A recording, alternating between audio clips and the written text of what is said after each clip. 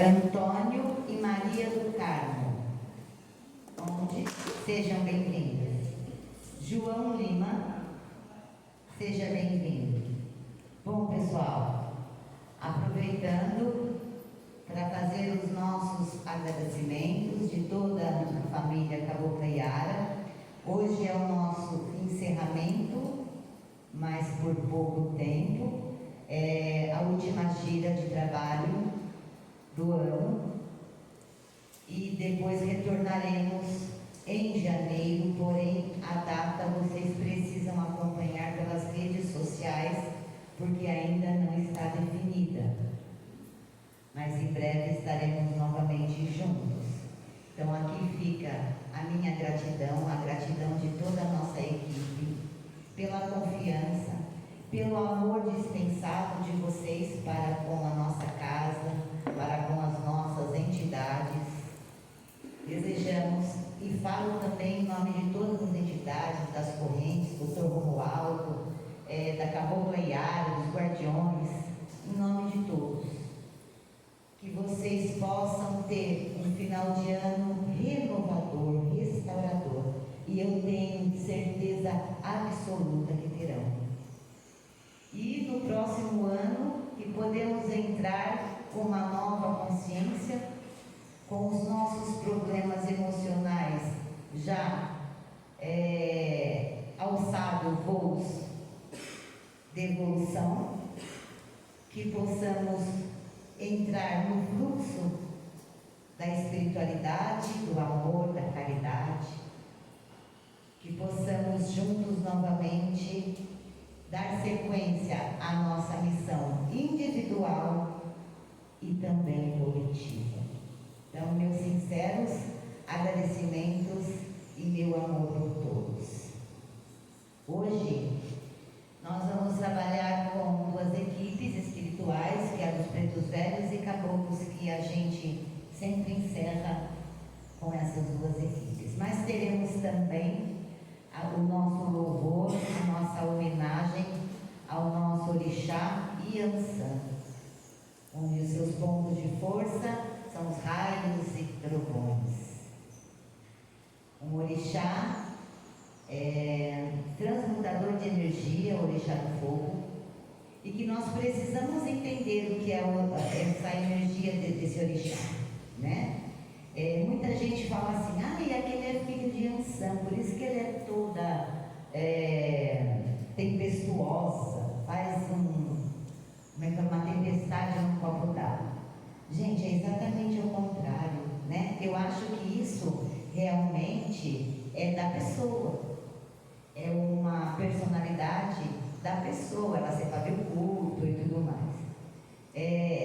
A energia desse orixá vem justamente fazer com que a gente tenha autocontrole sobre as nossas emoções, aonde a gente não seja tanto visceral e a gente reflita e que a gente use do bom senso na hora das discussões, na hora de colocarmos os nossos pontos de vista, na hora de respeitar as diferenças humanas. Então esse orixá é isso, né? E ele vem controlar realmente esse nosso lado visceral enquanto humano. Isso em todas as áreas da nossa vida. Todas as pessoas que são austeras, que entram em erupção com as emoções, espiritualmente, né, é pedido a assistência de Iansã nesse aspecto, pelos mentores da pessoa. Então essa energia vem trazer essa serenidade, né, essa necessidade de controle, de autocontrole, tá bom? Então é nesse aspecto que nós entendemos a energia de Iansã, esse orixá que trabalha com a comunidade imensa no plano espiritual e em vários paralelos, cuidando dessa parte, né, usando aí como ícone, né, na verdade que são várias coisas, cuidando dessa parte visceral das pessoas reagirem mediante os eventos da vida.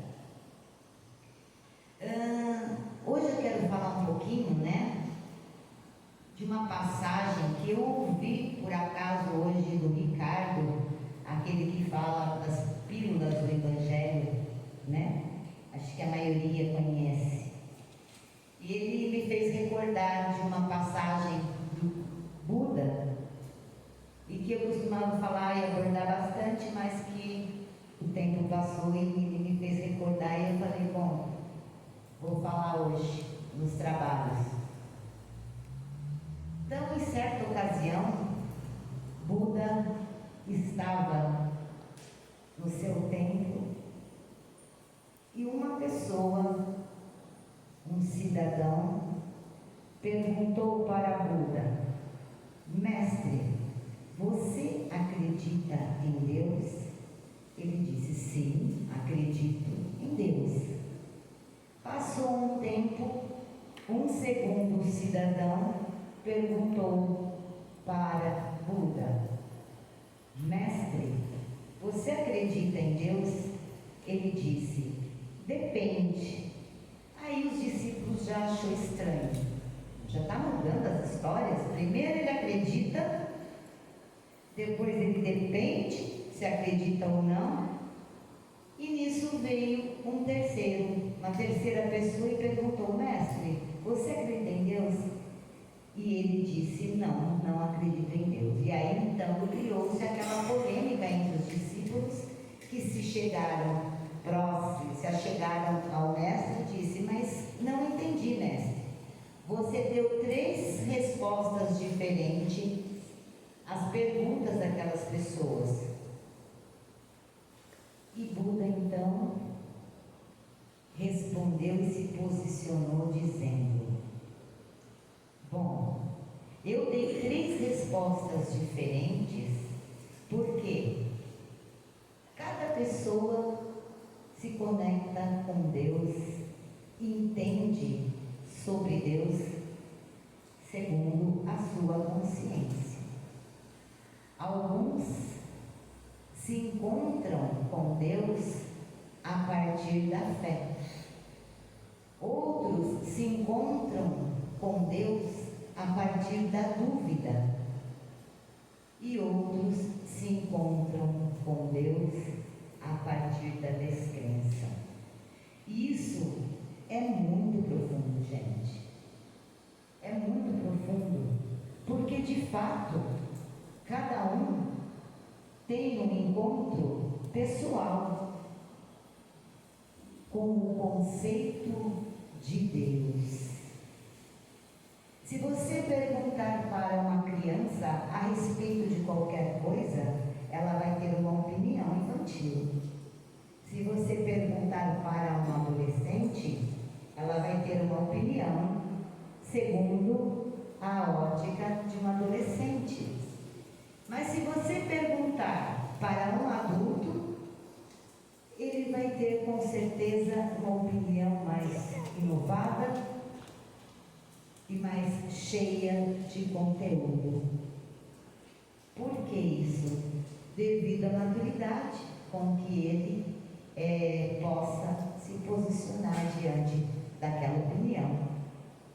E a mesma coisa acontece com a questão da consciência divina. Tem aquelas pessoas que se encontram com Deus a partir dos tratos, né? Como se Deus fosse comprado. Olha, o Senhor me dá isso e eu faço isso. Olha, por favor, me dê isso. Como se fosse uma barganha. E como se Deus tivesse limite de bondade para querer algo em troca. Na verdade, Deus expande a bondade e não tem a menor noção do que é: faça isso que eu te dou isso. Ele é todo abundante em amor e de tudo que há. Tem aquelas pessoas já com a ideia de Deus, uma ideia mais mediana,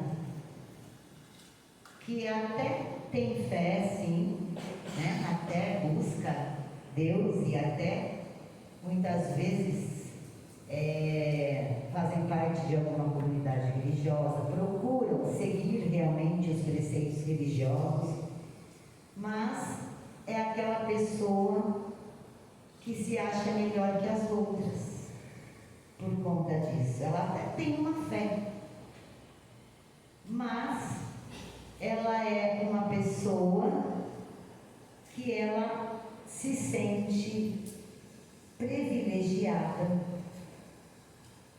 Ela é narcisista frente à fé, ela é egocêntrica. Então, ela até tem uma fé, porém, ela é arrogante perto daquilo que ela acha que ela é. Então, ela se sente melhor que os outros. E tem uma terceira pessoa, que essas são as que estão mais próximas de Jesus, mais próximas da espiritualidade. São aquelas pessoas que realmente entendem o Evangelho, às vezes até mesmo sem o saber. São aquelas pessoas que todas as experiências da vida é uma oportunidade de se encontrar com Deus.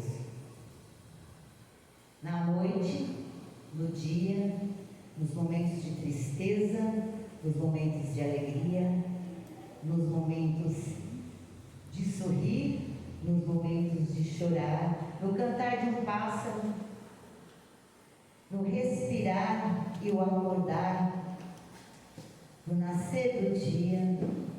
É aquela pessoa que vê em tudo uma possibilidade de agradecer, de aprender.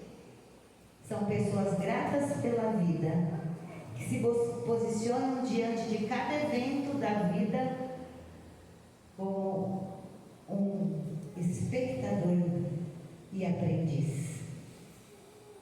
Sendo assim, nada pode ser tão forte para derrubar essa fé inabalável, que é uma fé nada.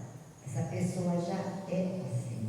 Muitas vezes ela não faz parte, ou não é agregada, ou não segue nenhuma religião, mas ela tem um conceito, uma consciência que Deus está presente em todos os momentos das nossas vidas. Em todos os momentos das nossas vidas. A partir do que Deus está presente nas nossas vidas? Das nossas intenções. Então, se as minhas intenções perante as experiências e eventos da vida são sempre essas do último que eu estava dizendo, de retirar um aprendizado, de agradecer, de crescer, de ser feliz, de desse aprendizado ajudar outras pessoas a aprenderem também. Então, a intenção dessa pessoa, dessas pessoas que são assim, é o próprio Deus, agindo e trabalhando dentro da natureza humana. E isso é muito importante a gente compreender, que como a gente se posiciona perante a vida, perante os problemas, perante as dificuldades, quando a gente abraça, quando a gente aceita, quando a gente acolhe. Primeiro que essa intenção já resolve todos os problemas, porque a pessoa que aceita, que acolhe, que retira dali um motivo a mais para ser feliz, nem que seja o aprendizado, essas pessoas estão em comunhão direta com a felicidade, com o paraíso interior e com o fluxo de Deus. Pensemos sobre isso. Muitas vezes a gente nadou contra a maré sobre muitas coisas na nossa vida. A gente bateu a cabeça sobre muitas coisas na nossa vida, feito um burro chucro? E quando a gente se cansou, se estressou, as coisas aconteceram e se resolveram. Eu tenho certeza que, pequena ou grande, vocês têm uma coisa na vida que se resolveu mediante um desprendimento, soltar, liberar, seja lá por que motivo for.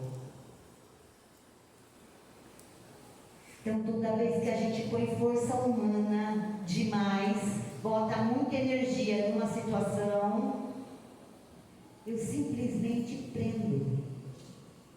Eu prendo aquele problema dele se resolver.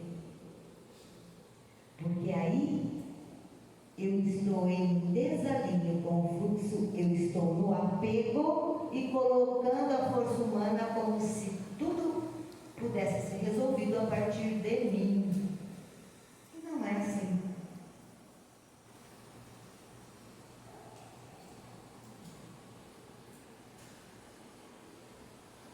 Então, tem algo que eu acho muito importante. Todo mundo sonha com alguns projetos de vida, todo mundo sonha em ter uma vida bacana, cheia de alegrias, de paz, enfim, todas essas coisas que nós, em unanimidade, desejamos para nós. Mas esse desfecho na vida, essa realização, ela é uma proposta que já acontece. O que eu busco para o meu futuro é algo que já acontece, porque o universo, ele não tem ele não assimila o tempo e o espaço da forma que nós assimilamos, né? Existe essa diferença nesse contexto consciencial de tempo e espaço. E aí tem um ensinamento muito interessante e que eu também gosto de falar bastante.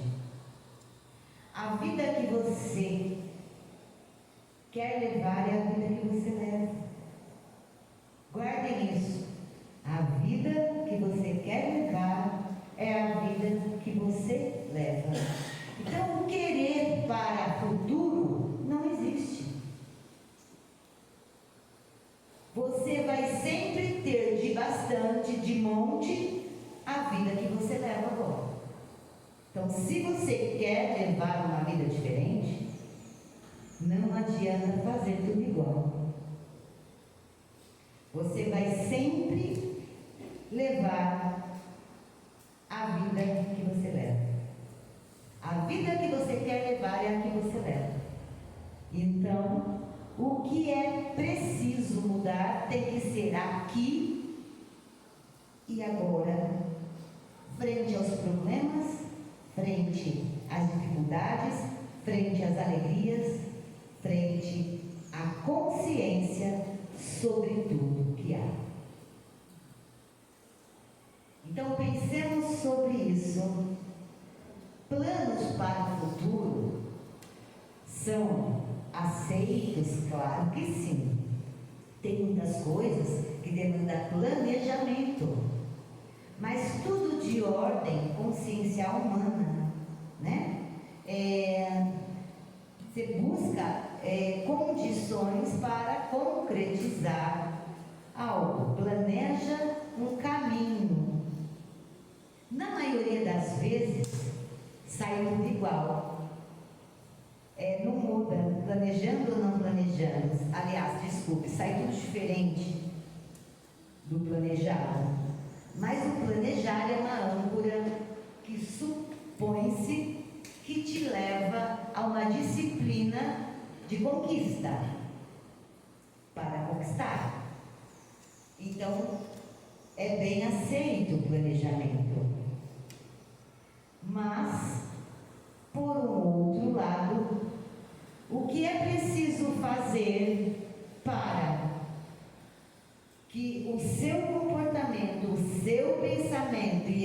e as suas atitudes para a realização desse evento que você planeja tem que ser feito aqui e agora. É esse fazer, é essa ação do aqui e agora que vai determinar o efetivo evento de realização. Então, entende-se que já se realiza a partir do caminho, do processo.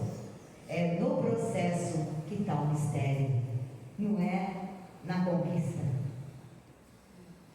Conquista é sempre consequência desse alinhamento de pensar, sentir e agir.